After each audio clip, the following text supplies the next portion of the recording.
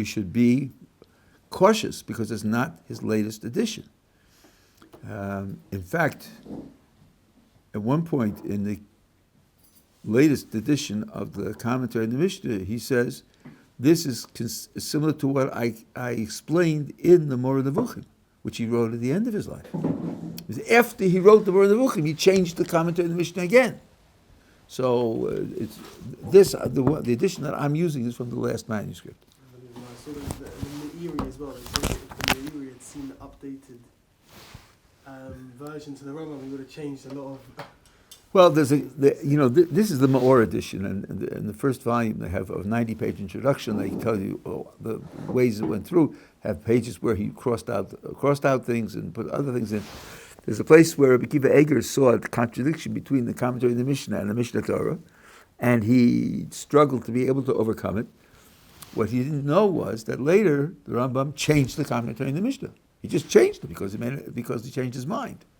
So it's very important to have listened. Okay, so now I told you yesterday that as I was speaking, I came to an understanding, and I discussed it with my Rebbitzin, who's very scholarly and very smart, and she agrees with me that it's a good resolution.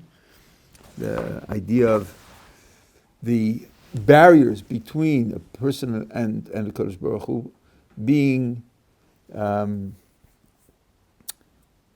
weaknesses of intellect or weaknesses of character, let's call it that way, chisus.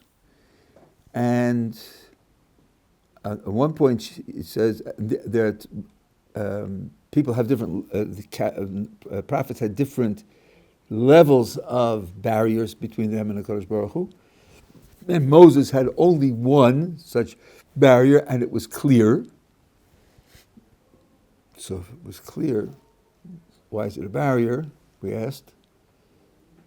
And then he says that the barriers are these weaknesses of character, because a prophet can only be a prophet if he has all of the, so he has no weaknesses of intellect. He must have completely mastered intellectual abilities, but not so with respect to character traits. He could have character failures, and the more and type of the character failures that he has will determine the number and type of barriers between him and the vision of the Kodesh Baruch Hu. So now he tells me about Moses that, on the one hand, he was left with only one barrier, and it's clear. And then he tells us that Moses perfected all of his character and all of his intellect. So you think, well, so wait a second, the barriers are supposed to be for character imperfections. And now you tell me that Moses didn't have any character imperfections. And indeed, he says Moses asked to know God's essence because he had destroyed all the barriers between him and the Kodesh Baruch Hu. Even though he said at the beginning he had only one barrier left, a clear barrier. And then the Kodesh Baruch Hu says to him, I cannot fully explain to you the nature of my existence because you are embodied. You are an intellect connected to a physical body. And that, he says, was the one barrier that was left. But then, beforehand, he said, the barriers are imperfections of character. Now he's telling me that Moses had a barrier, but it wasn't an imperfection of character, because he perfected his character. So, as I said yesterday, my thought is that there are two different, maybe there's 16, but there are at least two different ways in which a person can be limited in his understanding of something. Let's make it as a description of vision, though you could use different modalities as well. So he's looking at something. One way in which your understanding of what you're looking at could be limited is by your vision being imperfect. So either there's material obscuring or distorting what you see, or you have tears in your eyes, there's dust in the air, or lenses, or translucent cloth through which you're looking. All those things could reduce your understanding of what you see because you don't get a clear vision.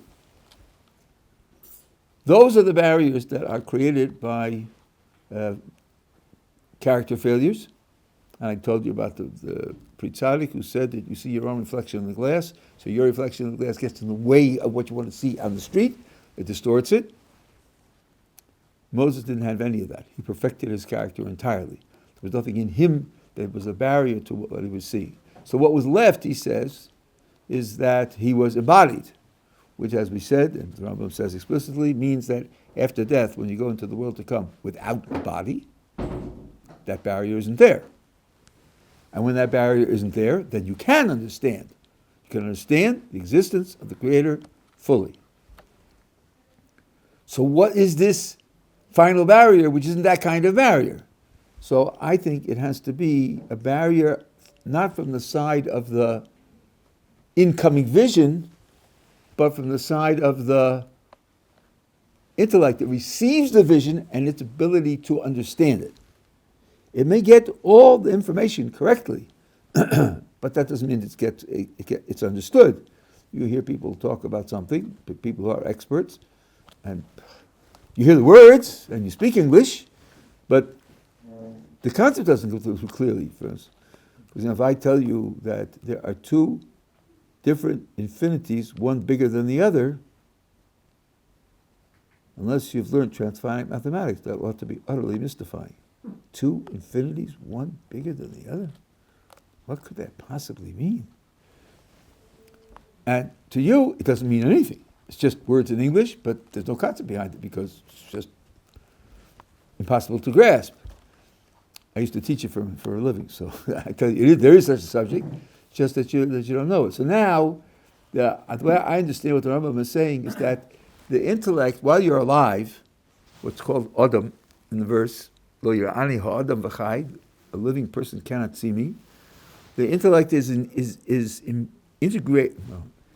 associated with the body, and part of its function is to monitor and manage the body, and that means that it can't be wholly focused on the divine.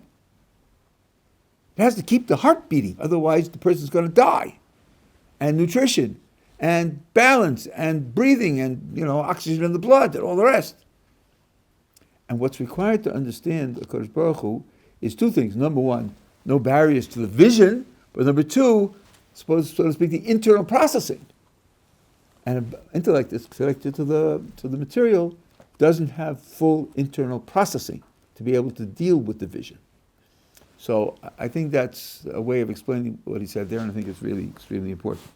Okay, so now we started chapter 8 last time, and what we got to, this is a long and complicated chapter, and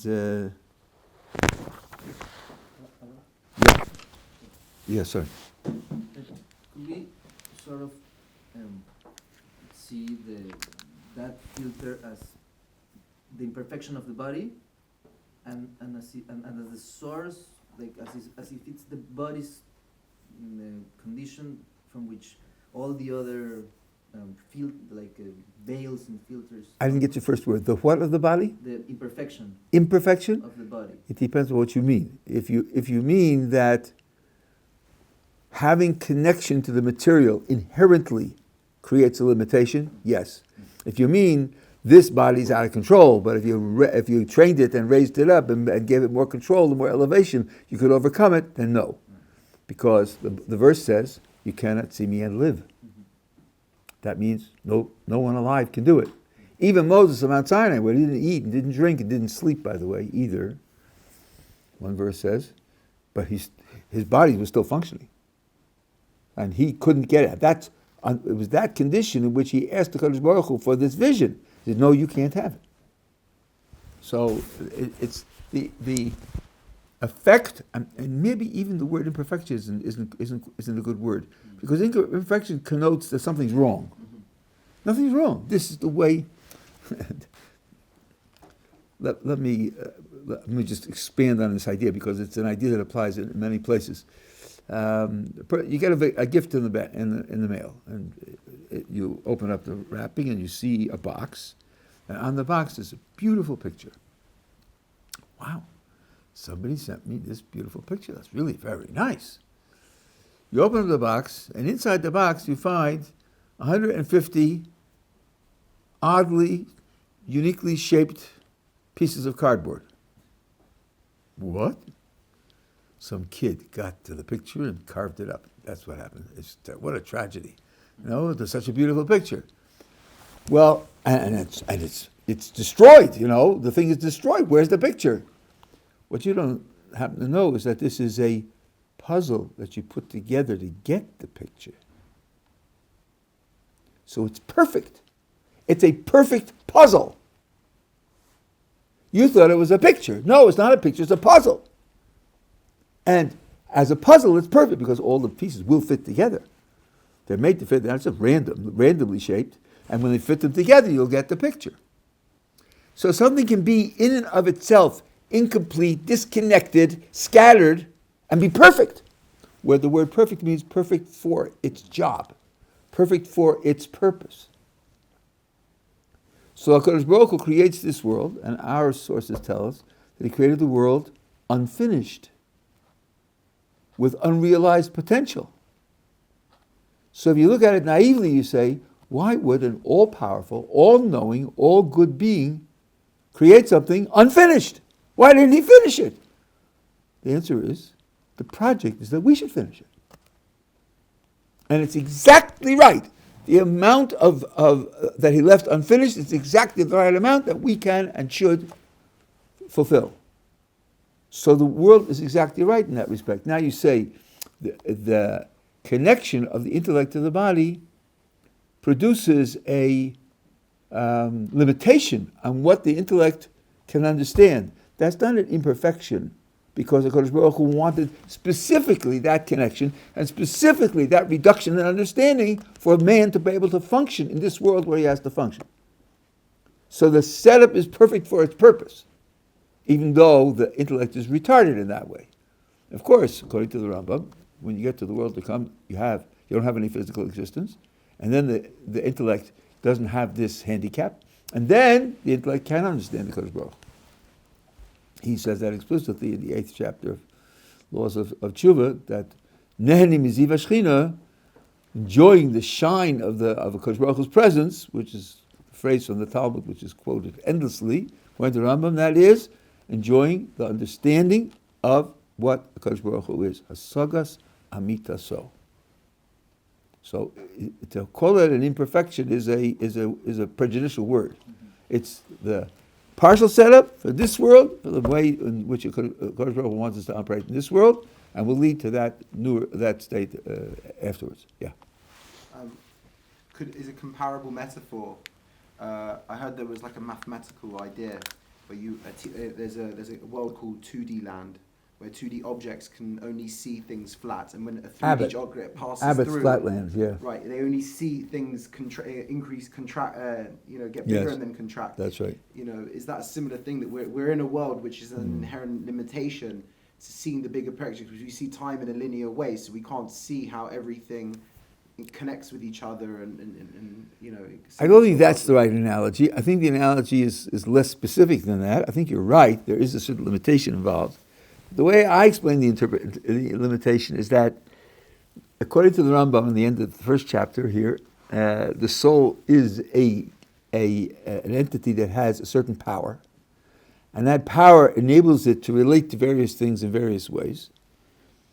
And its attention, I'm saying the minimum. I think what I'm saying is true. There may be much more to say, but when the soul is associated with the body, and part of its power and focus is to maintain the body, then it can't use all of its power and focus to focus on the Creator. And understanding the Creator requires the total power of the soul, not just part of the power of the soul. So it's, so to speak, distracted from the total focus. Would you say that we were thrown out of this state in the Garden of Eden? You talked about it previously in Derech Hashem and a few other places, that in our original man state. No, We existed no, in such a no. position. I understand, although I don't know what to explain. I understand that Adam couldn't do it either. Adam couldn't do it either. He was connected to the material. He had a material body. Even if the material is different from the material of our bodies, it's a material body. The Rambam has to be pure soul. Pure soul. The interesting question is, what about angels? Because angels, for the Rambam, have no physical bodies.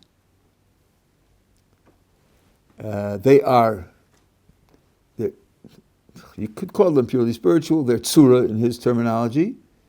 And he says the status of existence of the human soul on the one hand and the angel on the other hand is either identical or very comparable. He just says that angels have this status and are not destined to be associated with the physical, and human souls have this status and they are destined to be associated with the physical. But in terms of their own status, they're very comparable.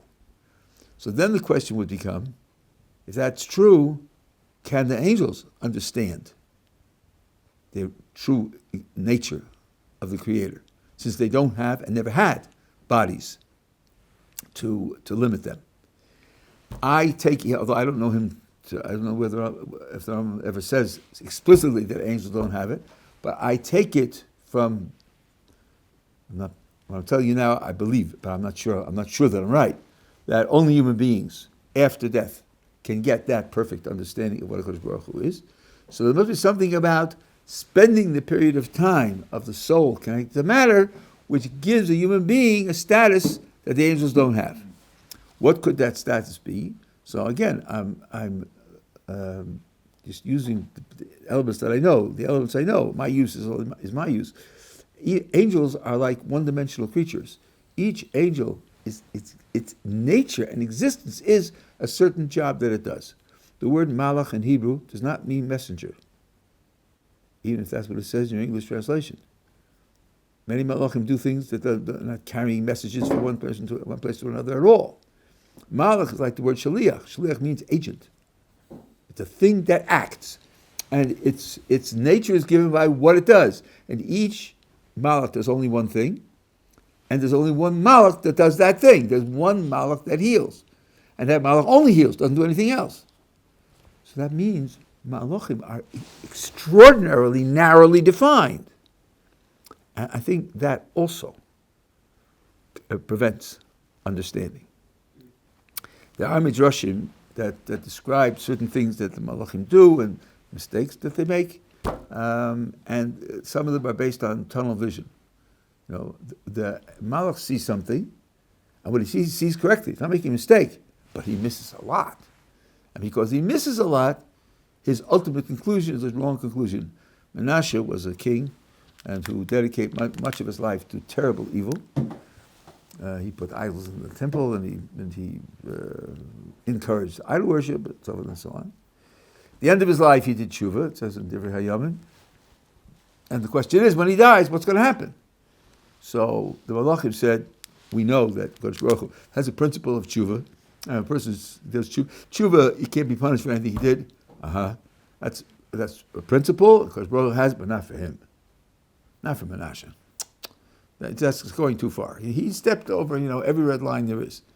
So what the Malachim did is they put barriers on the paths up to heaven. Barriers. Not coming up this way. Not coming up this way. Okay, there's a principle, but principles have exceptions, and he's really an exception. So I think it's Yerushalmi, he says that Kodesh Baruch Hu dug a tunnel under the Kisei HaKavod, throne of glory, and brought him up that way. What's the message? Because Baruch Hu didn't break the barriers and say, you're making a mistake, you don't understand. He didn't do that. Because the barriers that they put up were correct. Each one said, you can't come up this way, and he was right, you can't come up that way. But there's another way they didn't know.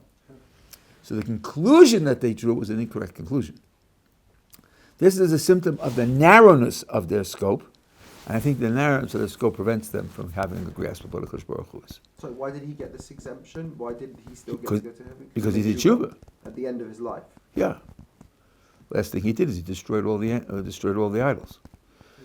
So at any rate, I think that's a description of what's behind what's going on here. And as I said, if I have the agreement of my Rebbetzin, so that's definitely good support. Okay, so now we started the 8th chapter, and he started by giving us a description of the character traits of human beings, and he says that you're not born with any character traits. You develop them through your experiences, but you could be born with a tendency that a certain experience will trigger in you the response of a particular character trait. And different people could have different tendencies. And therefore, you could have children undergoing very similar circumstances, children in the same family. Okay, it's not identical. Children number 3 isn't child number 3 is not child number 2.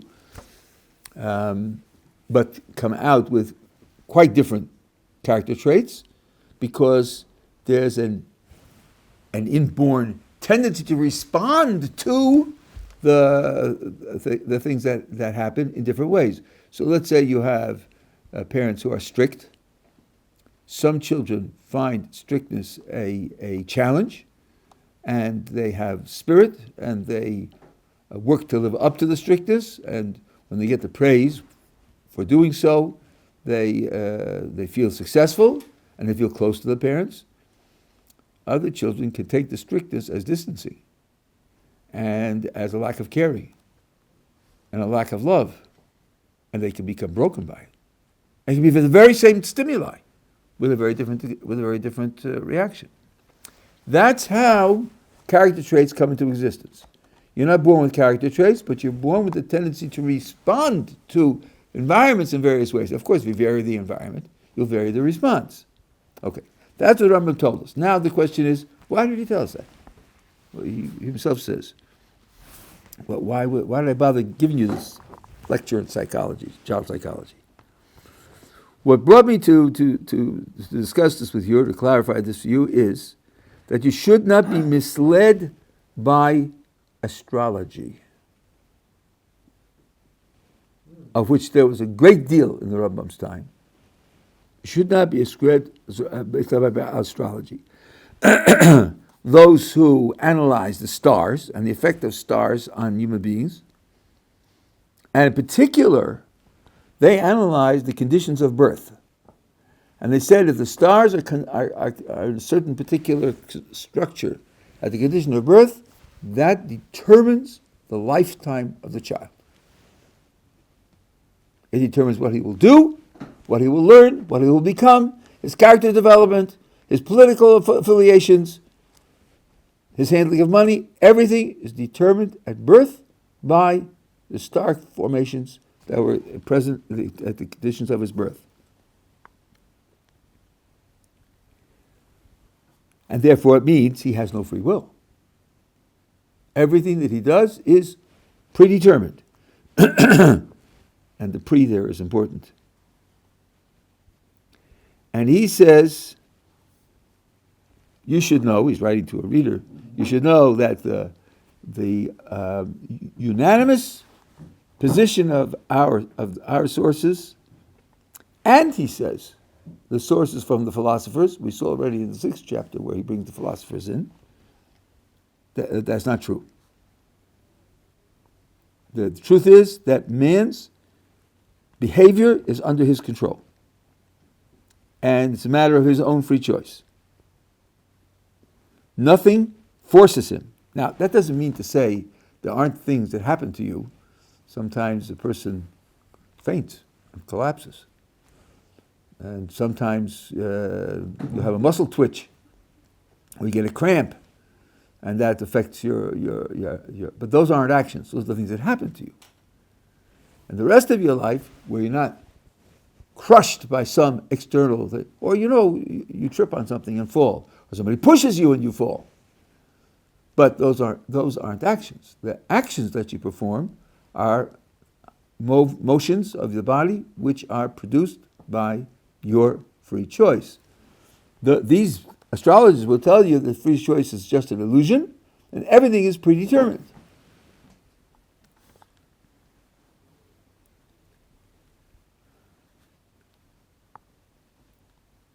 Don't stars have some impact, like mazzles? Is that Okay, so this is the way you put the question is very important. We're now denying only absolute causation. yeah, I don't think it has absolute causation, but Because you couldn't deny what should be called influence, because leave the stars alone. Don't other people influence you? I mean, And- everything influences. Sorry? Wouldn't you say everything has an influence on you? No, I don't think that the state of evergreen going down the drain in China is influencing my behavior, except to laugh at them a little bit. You know, they're running the world, and their biggest commercial venture is now bankrupt. So I don't think everything has an influence, but many things have influence. Clearly, a human being is living under the influence of things which have an effect on him. That's a given. You know, if some dear friend of yours asks you to do something for him, that will influence your future behavior, of course. Yeah. But what we want to avoid is the idea of a blanket external causation that determines the whole of your future. I'm with that. You're with what? I understand what you're saying. Oh, good. Okay. But but Could have been with the what about- proposition, and that would be. What about mazzles? What about what? Mazzles? So then there's mazel, but then there's a way of overcoming the mazel. Oh, you can overcome the mazzles. Sure. Ein mazel Yisrael is a statement in the Gemara several places. The Gemara tells the following story. Shmuel had a non-Jewish acquaintance named Ablat, who was a sorcerer, and a group of Jewish workers passed by. They were going out to the swamps to cut reeds, and Ablat pointed to one of the workers and says, he's going to die there. And Shmuel said, no, he won't. So several hours later they come back, including the one that Ablat indicated, and Shmuel called him over and said, empty your sack, the sack of reeds that he had cut. And when he did so, he found among the reeds a poisonous snake, which his machete or whatever kind of tool that he was using to cut the reeds had chopped in half. So Shmuel said to him, did anything unusual happen during your work duty today? And he said, well, our custom is everybody brings some food, and we put it together, and then we share it out at lunch. And one fellow didn't have any food to put in, which would mean he wouldn't get any food for lunch. But I'm the one who collects. So when I went past him, I put in for him, pretending that it was his, and then he was able to eat food for lunch. So Shmuel said, the verse tells us, "Tzedakah tatel mimovis," charity saves from death. And the Gemara says, from here you see, ein mazel Yisrael. The Jewish people is not subject to mazel. So Tosfos asked right away, wait a minute. Was Ablat just hallucinating? After all, there was a poisonous snake waiting for him, wasn't there? So when Ablat said he's going to die, Ablat wasn't just making a philosophical mistake and off track. But tzedakah tatzil mimovis means charity can overcome that mazel.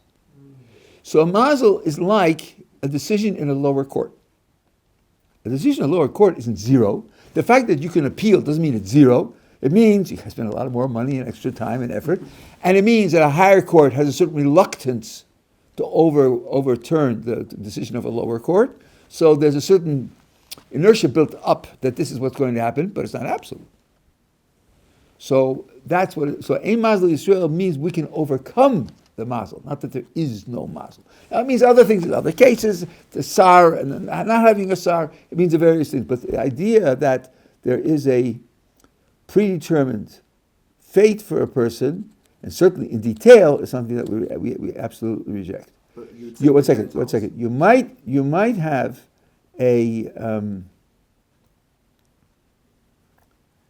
you might have conditions determined. Let's say the person is born blind 1,000 years ago when there was nothing to do about it. Well, then fate determined fate, because Baruch Hu's will determined that he should have the life of a blind person. But we're now talking about fate as an attack on free will. Being blind just means that you have different decisions to make. People who have sight have certain decisions to make, and being blind are different decisions. But you're making decisions all the time. And the decisions that you make freely.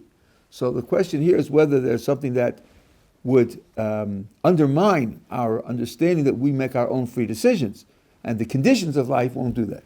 Yeah. If you had to forecast human behavior, would this make it less accurate the longer into the future you try and forecast the behavior, because it leaves more room for free will to influence the forecast? Well, I think that's true about anything. That the further the future you forecast, the less accurate your forecast will be, like the weather. But it's more than that, because in many, many cases you can't forecast 1 second into the future. Bow to the idol, or I'll kill you. There's 2 seconds to go. What's going to happen? Well, some people choose to martyr themselves and die. Some people choose to bow. You won't be able to predict. You won't be able to predict. It's legendary that, that word has long connotations. We know from history that during the Spanish Inquisition, when Jews were forced to before the expulsion, where they said if you or your ancestors pledged allegiance to Christianity, now you've gone back to becoming Jewish, we're going to kill you, right? And some Jews became Aranos, which means they pretended to be Christians in the daytime, and they tried as best they could to preserve their Jewish identity and Jewish practice in secret. And some people fled, and some people died. And it was famous that many of the so-called average people whose performance of mitzvos was 80%. But there was something they didn't do, and something they compromised, and so forth and so on. Many of them chose to be martyred, because they had like a red line in the sand. Okay, a cheeseburger once or twice a month, yes or no. But accept Christianity? Absolutely not. Absolutely not. I'd rather die. You couldn't have predicted that. You'd think the less connected he was and the more he compromised, but no, this compromise he wasn't prepared to make. So predicting is it's not only difficult long term, it's quite difficult short term.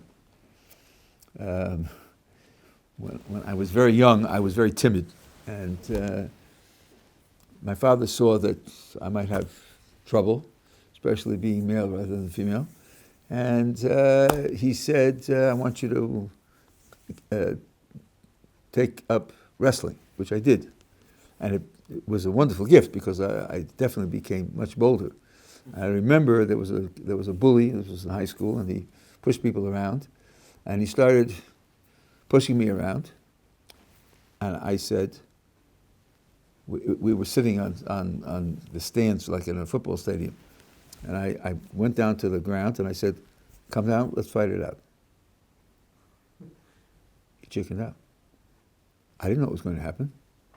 I just had enough, and I wasn't afraid to challenge him. I think he was probably fainting from shock. He's challenging me. So could the greatest psychologist predict what he's going to do? Definitely not. Definitely not. And that's an instantaneous decision. So the idea of predicting human behavior is like, off the charts. It's off the charts. Sorry. It's a good story. Yeah. Does that mean that for Gentiles, all of their futures are predetermined? No. Surely not. They have free will. They have mitzvos that they have to do. They will have reward and punishment for their mitzvos. As the Rambam is going to say, if you don't have free will, then reward and punishment is just immoral. It's unjust. So the Gentiles, they have different types of decisions to make, different types of consequences, different types of opportunities, but they definitely have free will. But Mazal Yisrael implies that there might be there's a different kind of way how judgments are implemented amongst Gentiles instead of Jews. There is, and it'll be quantitative and qualitative, but it doesn't undermine free will.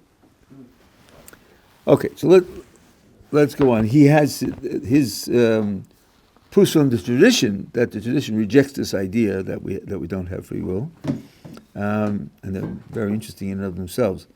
Let's see what we're up to.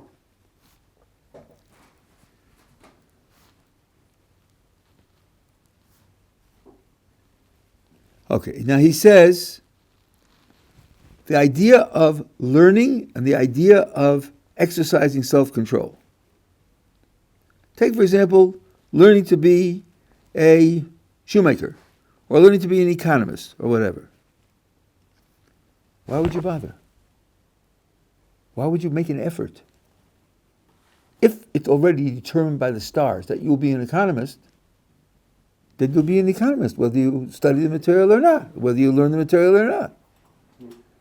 If it's determined by the stars that you're going to be an easily angered person and have fits of anger, going to psychological training or undertaking resolutions or meditating isn't going to change because the stars already determined that outcome. So all effort to learn, to improve, or to control yourself would be meaningless if you thought that everything was determined by the stars. By the way, for those who have a little philosophical terminology, there are two different concepts which are closely related but very, very different. One is fatalism, and the other is determinism. We're talking about fatalism now. That it's fated from before you're born, everything that you will do. Determinism is different, and it's more subtle. But he's talking about, because this is what he was fighting with. There were astrologers, and this is what they taught. So, for example, the Gemara says, this goes back to what he said before about the stars. The Gemara says that, in this case, it's a planet, it's the planet Mars. If you're born in a certain condition, and the planet Mars has an effect, then you will spill blood. And the Gemara says, that means either you'll commit murder, or you'll become a shochet, to slaughter animals for kosher food, or you'll become a moil and do circumcisions and induct Jewish babies into the covenant of Abraham. But blood you'll spill. If you become a librarian and somebody brings back a late book, you'll take out the scissors because you're going to spill blood. So, but what you do with that fated condition of spilling blood, whether you become the enemy of society, or whether you become the inspiration of society, or you become a person who provides useful service to society, that's up to you. So free will still determines what's done with it, whether it'll be good or whether it'll be evil, and how it will be done. So it doesn't undermine free will, it just makes the choices different. It means for this person, he doesn't have the realistic choice of becoming a librarian. Okay, I don't have the realistic choice of becoming a Chinese a scholar of Chinese history. It's just not in my makeup. So the fact you have limited choices doesn't mean you don't have free will. Everybody has limited choices.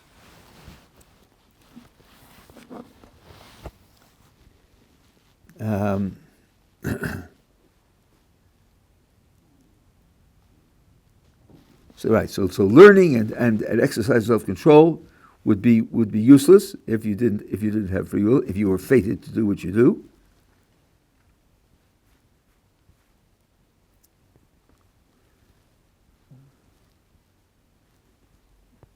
Okay, there's a lot of examples of that.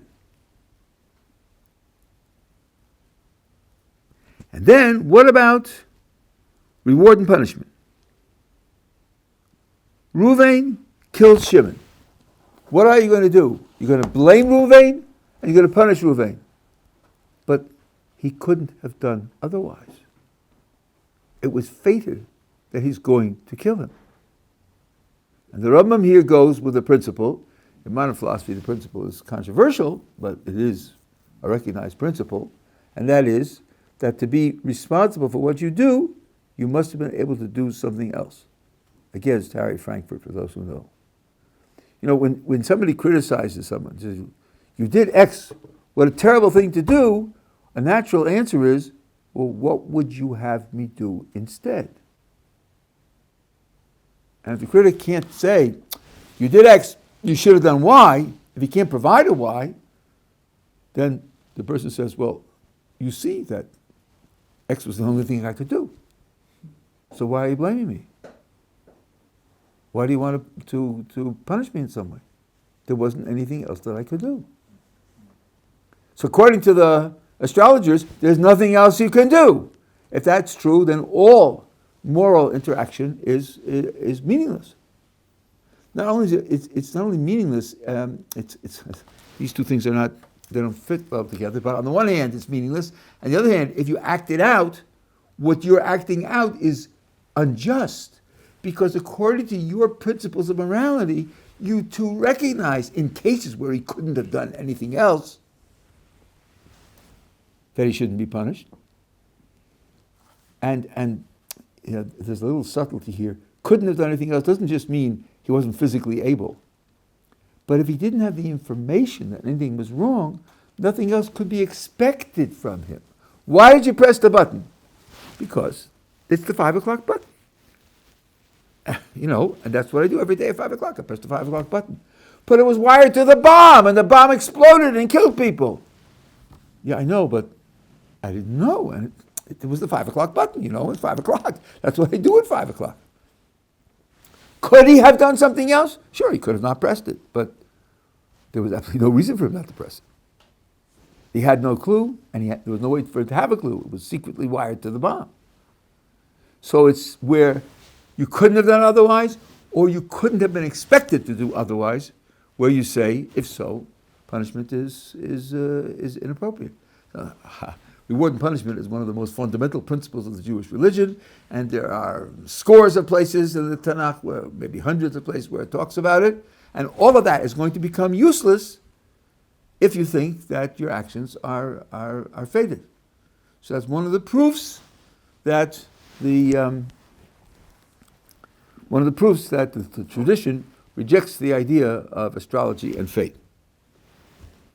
A question? No? Yeah. Under that principle, the court system becomes unnecessary, because how can you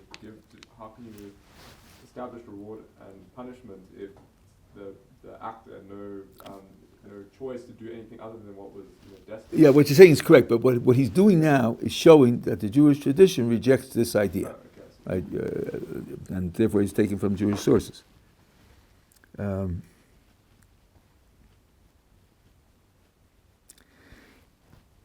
A related point is that we make moral judgments about people, and the moral judgments are going to by their actions, and they're going to be completely incompetent.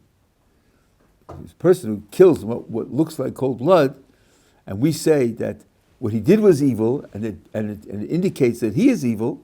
If it's fated and there was nothing else he could do, all of that moral judgment becomes inapplicable.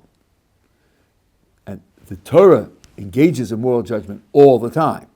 So again, the Torah is obviously going to reject this idea that your actions are fated. And then, let's say, for example, protective measures. Make a fence for your roof. Why? Well, so that, people shouldn't fall off and get hurt or die. But if it's fated he's going to fall and die, your fence won't help. Won't protect anybody. Won't make any difference. So, if it won't make any difference, why bother doing it? Yeah. It doesn't have to be your fence. Yeah, probabilities. Like that's what God said to Egypt. Like why he punished Pharaoh so hard. Like, he knew the Jewish people were going to get enslaved, but you didn't be the one to have to do it. So. I don't understand. Why am I putting up a fence? So that somebody doesn't fall. To save a life. Right. But if I can't save a life, if the same number of people are going to die anyway by falling, Right, what's the point of putting up the fence? You don't have to be the one to do it. You can. Well, I want the one to do what? My putting up the fence will make no difference to who will fall. Why did I do it? But listen for once. You're not getting the concept, right?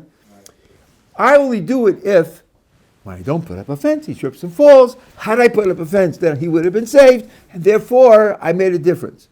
But if it isn't the lack of fence that makes him fall, it's his fate that makes him fall, then I had nothing to do with it. It's all fate. So it's not a question of avoiding guilt. There is no guilt. It's all in the hands of fate. Yeah. What I was going to say is, wouldn't it just decrease the probability of someone falling if you put up a fence? Decreased probability means it's going to happen less often. And if it happens less often, some people are going to be saved. Fate tells you that can't be. Now the Rambam adds here something which he says, but he explains in a tshuva. They bring it there. These footnotes are wonderful. What about your bashert in Yiddish? The woman that you are destined to marry.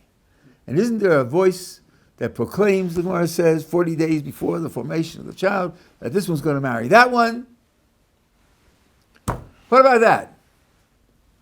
So, interpreting the Gemara itself is an interesting job. The Rambam says in the tshuva, in responsum, that cannot be a correct idea, that you are fated to marry a certain person. It cannot be a correct idea. Why not? Because there are explicit verses in the Torah which contradict it. And I'll wager that maybe all of you, or most of you, know these verses. You're aware of these verses. You just don't put two and two together. Neither did I, until I saw this tshuva of the Rambam, and I thought, wow. What happens when there's a war? People die. So the army, the army gets together, they go out to confront the enemy, and then there's a whole ceremony where the Kohen and the Shoter say to the people, if you engaged a woman and you didn't marry her, go home. If you built a house and didn't live in it, go home. If you planted a vineyard and didn't have the first fruits from it, go home. Why should you go home? Because the verse says, if you engaged her and didn't finish the marriage, maybe you'll die in the war and somebody else will marry her. But if you go home, then you'll marry her. So the verse itself says there are two possible outcomes. It might work either way. According to those who believe in fate, there's only one way. That's the way that was predetermined. There is no two ways. If you think you're a man and you think there's a woman who's chosen to be yours, going home from the war can't change anything. If she's the one that's chosen for you, you're not going to die in the war. Because she's chosen for you. You didn't marry her yet. And if she's the one who's not chosen for you, going home won't help. You'll fall into a ditch. Or she'll move to Tibet or something. So the Torah says going home could change the outcome. Then that means there are two outcomes. And if there are two outcomes, there's no fate. So what the Gemara means, whether it's always true and sometimes true, and like Mazel that you can overcome, it's a whole long story. The Gemara in Sota deals with this in detail, as it does in other places as well. But the Rambam has a proof from explicit verses. This can't be something that's fixed before you're married, before you're born, and set. It can't be. So this is the Rambam's use of Torah sources to show you that the Torah rejects this idea of fate with both hands. Okay. Pick it up again. It's Hashem tomorrow.